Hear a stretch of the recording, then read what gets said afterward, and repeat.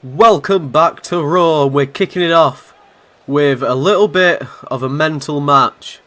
So, things have changed. Things are a little bit all over the place on the red brand, as they often are. But we've got Code of Honor coming out here. Aleister Black and his little cronies. And this is going to be an Elimination Chamber qualifying match. So Nigel McGuinness has set up this match specifically as a qualifier. And we know that Code of Honor is going to be one half of it. Code of Honor will be seen later on tonight, putting their tag belts on the line. Since they won't be at the Hell in a Cell pay-per-view, they're going to be putting it on the line in a triple threat TLC match. A massive, massive main event against the Revival. And a team that Nigel has picked to freshen things up a little bit. So, his opponent, one half of Mustache Mountain, they've got here under considerable circumstances. It's questionable circumstances, and that's because, well, things are changing for British Strong Style. So Pete Dunne was meant to defend his championship, the Universal Championship, the Monday after Hell in a Cell, the Raw straight after against Ricochet. That was Nigel McGuinness doing him a bit of a favour for his impressive performance. You know, you can hit 11 months without much hassle. However, he's asked, can he not? And can he actually defend at Hell in a Cell? And in return, swap out that favour for giving Trevin an opportunity to be inside that chamber. He's hoping all of British Strong Style can get inside that chamber. So it will be devastating if they actually manage to. So yes, that does mean that at Hell in a Cell, the Universal Championship will be on the line. Pete Dunne versus Ricochet. Just a normal match. No Hell in a Cell stipulation for that one. Oh, and Trevin with a massive clothesline taking down Aleister Black. We've already got EC3, Tyler Bate and Pete Dunne as members of that chamber match. Will Trent Seven be the fourth one? Oh, chatting some shit to Aleister Black before dropping the leg drop on him. So it's worth noting, the tag division, oh my god, Trevin. The tag division has been sort of the forefront recently. A lot of sort of main event style matches in the tag division. It's had the bulk of the Raw storylines recently with the tag champs there, Code of Honor on the side. Throwing a chair in, hoping to help their leader. Yeah, they've been on top of everything so far. They've had sort of the spotlight shone on them. And as mentioned, later on tonight, there's going to be a triple threat TLC match. Oh my god, I'm going to use the steel chair on Trevin. Oh! Oh my god. Poor Trevin. It's been announced that with the last team being a mystery, apparently Nigel McGuinness knows that they are the team that attacked Pete Dunne. So a few weeks back, just after SummerSlam, Pete Dunne was attacked backstage when he was meant to defend the tag belts against Code of Honor.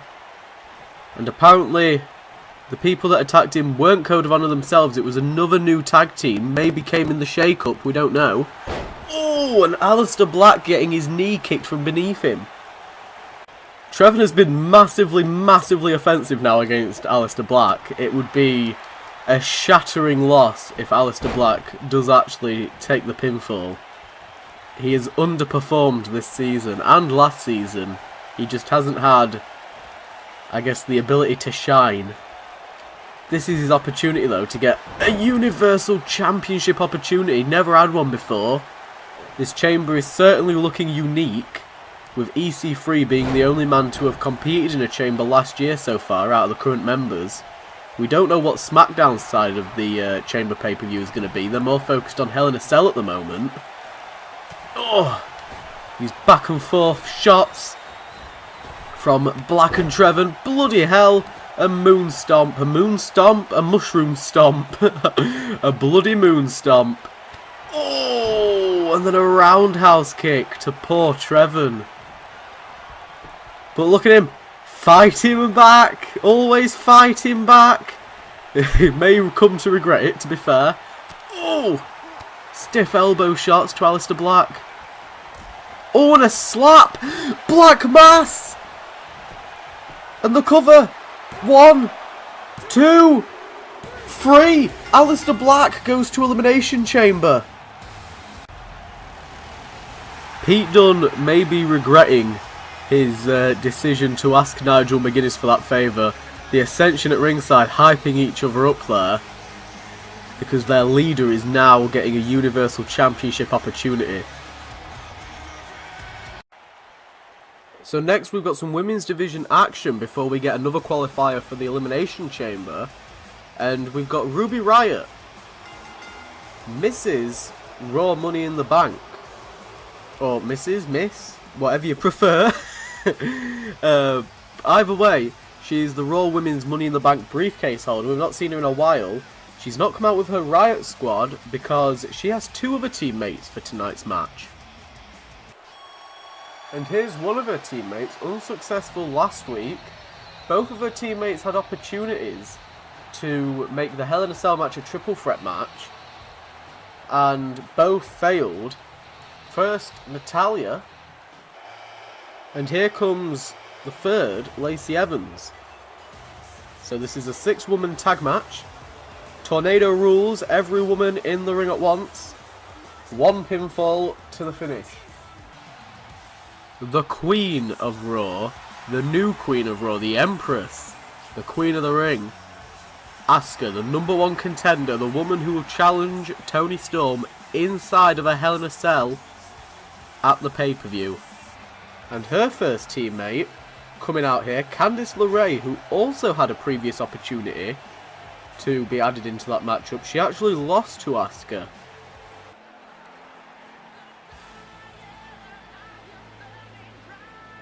So it's going to be very, very interesting to see whether or not Candice LeRae and Asuka can get along, but it's going to be even more interesting to see whether Toni Storm and Asuka can get along, knowing that they are just days away from fighting each other in one of the biggest Raw women's matches.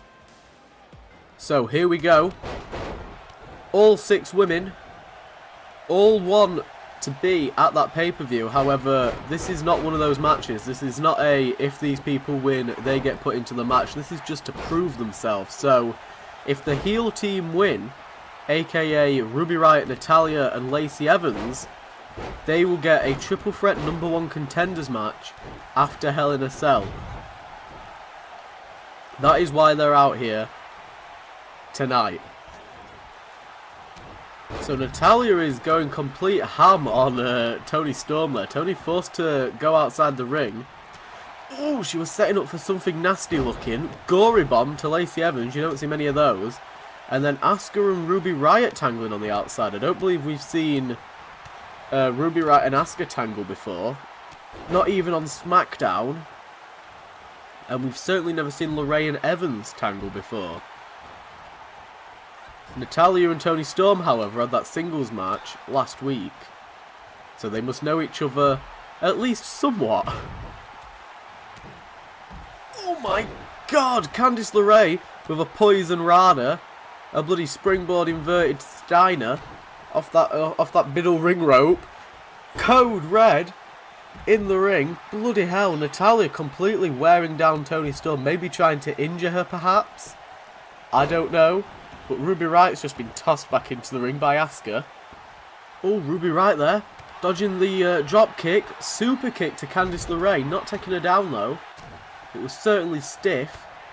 Oh, God. And now the barrage of kicks. Lacey Evans in control of Asuka. They had that miniature feud in the tag match before SummerSlam. Storm Zero from Toni Storm to Natalya there, but yep, Ruby Riott was ready to break it up.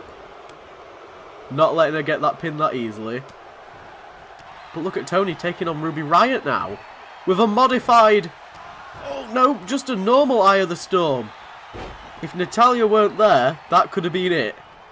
We've not seen that matchup before either, Toni Storm and Ruby Riott. That's the beauty of the shake-up. Oh, a very, very close pinfall. Oh god, a little bit of a malfunction there between Asuka and Candice LeRae. And now this sort of 2-on-2 mix-up is taking place. Or at least it was. Natalya back in the ring now. Looking to go after Toni Storm. Oh, got a stiff forearm by Riot. And look at Lacey Evans pounding Asuka into the ring mat. Just pummeling her and brawling with her. As Ruby Riot uses all of her strength and weight down onto Candice LeRae to choke her out.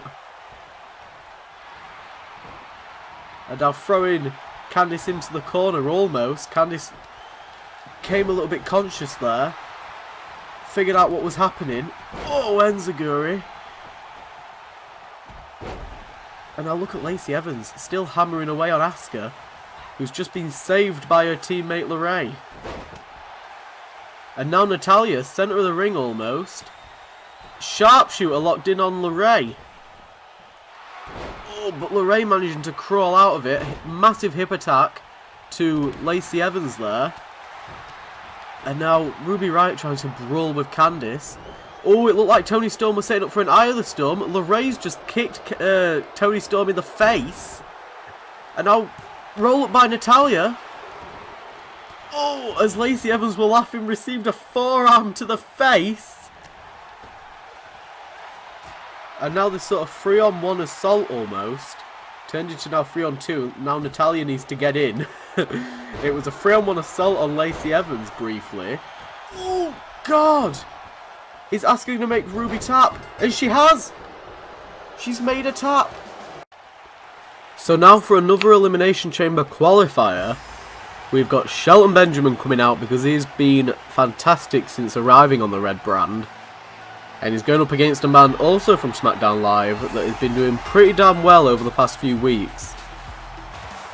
And that man is no other than the architect of Raw, Seth Rollins. Both got this far from winning some exhibition matches. EC3 also got quite far from winning exhibition matches, even won himself the mid-card title.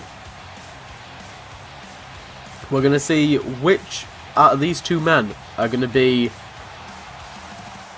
in the Elimination Chamber.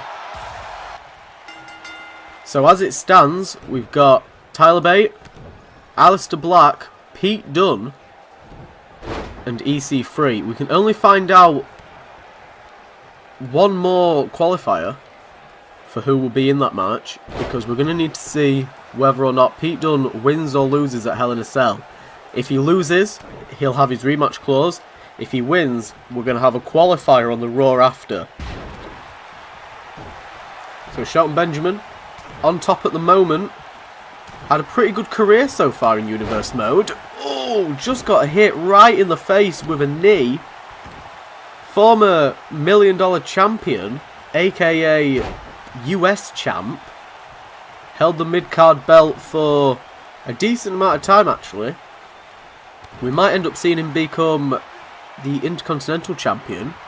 We will have a mid-card chamber match on the chamber card. Oh, just the main focus. I don't know why I went ooh. I went ooh right in time with the tone. But the main focus has obviously been Pete Dunne's Universal Championship chamber match instead.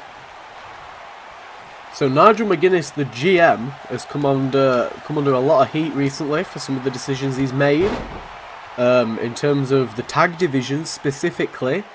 And in the main event with this mystery tag team, we're going to see whether or not that hate will continue. I'm sure that it will divide fans.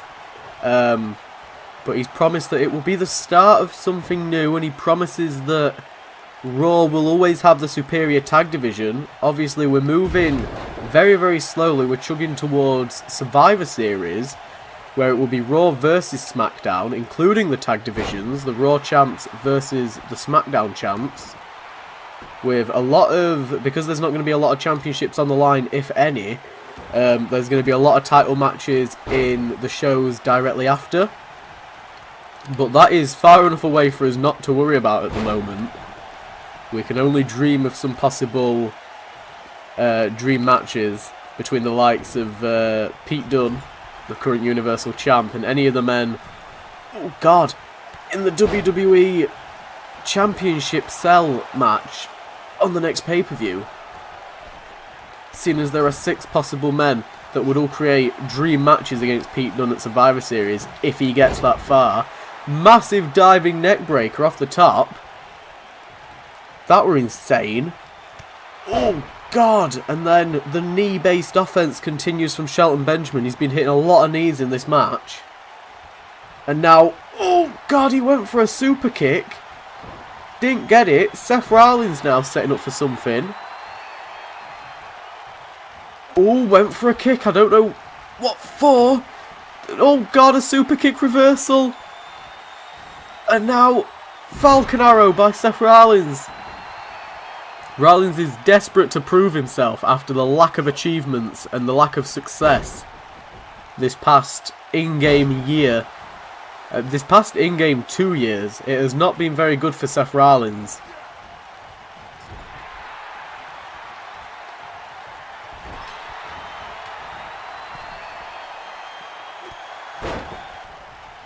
And now Shelton Benjamin's setting up. What is he going to go for? Could it be? No! He looked like he was going to go for a pay dirt. There's a drop kick by Rollins. As we inch closer and closer to the main event, we've got some more women's division action next. What is this? Oh, God!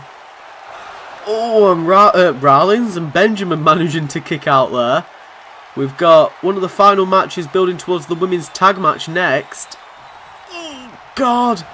It might take us a while to get there because these two keep reversing moves. Finally hits a super kick. Shelton Benjamin now setting up for something. He's going to try again. There's pay dirt. If he can get this pin, it will be one of the biggest of his in-game careers. And no, Seth Rollins kicks out at 2. Not going to let him have it that easily. Now Shelton Benjamin going up top. Seth Rollins with a jumping knee. Oh, a stiff kick to the face. Oh, suplex into the corner by Benjamin. What is he going for now? Going back to the top rope. Rollins got up very quickly last time he tried it. 450, but Rollins gets the knees up. And now Rollins Irish whip into the corner. He's got to turn Shelton around though. What is he setting up for? Oh my God, he's taking Shelton to the top turnbuckle. I'm not sure if I approve of this. Uh-oh. Setting up for maybe a superplex. Oh! He rolls through. Oh my God, into a deadlift Falcon Arrow. 1, 2. Oh, and Shelton kicks out. Barely. Rollins with a reversal kick to the back of the shin. Oh, he looks like he's busted open Benjamin. And now look at him getting all fired up. He's taken a massive beating from Shelton. But he really, really needs to pick up this win. Otherwise he's going to be stuck in the mid-card division for a very, very long time. Shelton with a kick out now. Rollins now hauling up the body of Shelton Benjamin. Back into the corner. Oh God, a flying forearm. Straight to the face. I have no idea how the hell either of these men are still moving. Oh my God. Just pushing Rollins to his backside. Super kick. And now pick him up. Put him away. Pay dirt by Shelton Benjamin. 1, 2. And Rollins kicks out again. And now Rollins setting up for yet another superplex into a deadlift Falcon Arrow. Oh, center of the ring. That's got to be it. 1, 2. Oh, God. That could not have been any closer. Shelton Benjamin barely kicking out, and now a barrage of drop kicks against Shelton Benjamin. Straight into a curb stomp. Oh! Drilling Shelton's face into the floor. The blood is everywhere. 1, 2. And that is it. Seth Rollins goes to Elimination Chamber. So we've got some women's division action, singles match, showcasing, well, one half of the Samoan Slaughter tag team. So we've got Tamina, Nia Jax out here to support her, and they're going to be taking on the other #1 contenders for the tag belts. So her opponent, one half of Ripley and Mackenzie, Millie Mackenzie.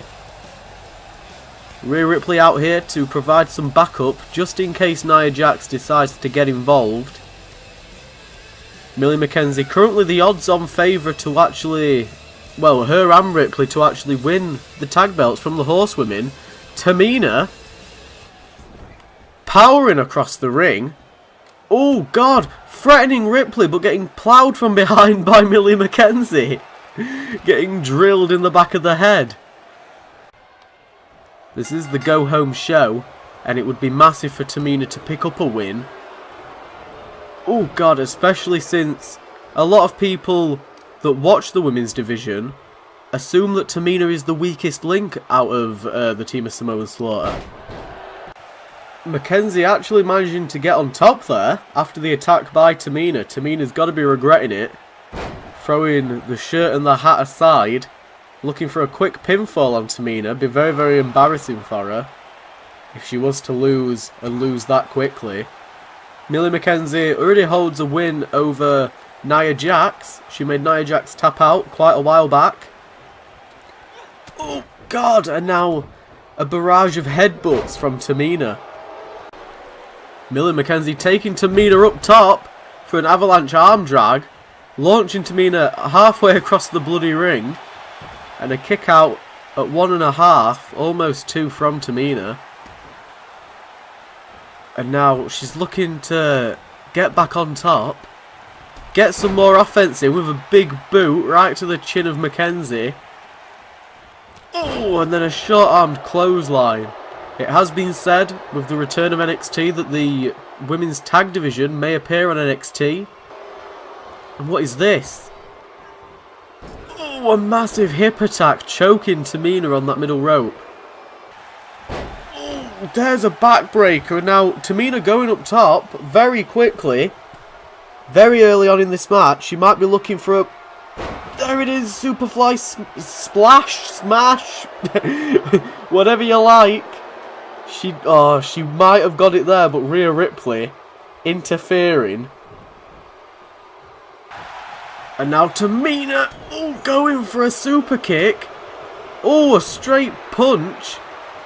Millie Mackenzie just going ham on Tamina there. Tamina looked like she was setting up for the end.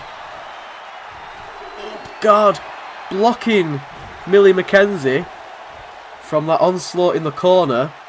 And now stiff elbow shots right to the jaw of Tamina. But she's fighting back. Oh, another stiff punch. Throwing Tamina into the corner now. What is Mackenzie setting up for? Irish whip into the opposite corner. Using her speed. There's a monkey flip.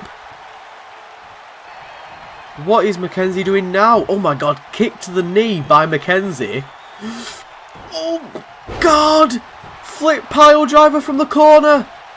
1, 2. Oh, and Mackenzie gets a win over Tamina. So it's main event time, a triple threat TLC tag match, and the reveal of who attacked Pete Dunne a few weeks back. So after finding out who they actually were, Nigel McGuinness has decided to gift them a championship opportunity, which is certainly questionable. But he did say he's keeping everything nice and fresh, making sure that Raw is unpredictable, and I mean, this certainly makes it unpredictable. And now, coming out next, the champions, Raw Tag Champs. We may have a little bit of a malfunction in terms of whether or not the belts actually hang above the ring because of gameplay. But, oh, they've not even, oh, they have brought, no, have they, No, the belts might be in the ring. I don't know. It's very, very strange that they're coming out second. I wasn't expecting the game to actually be nice to me. But no. It's very weird. Oh, they're meant to have him. Look, his belt is disappeared. That's very strange. He's holding something.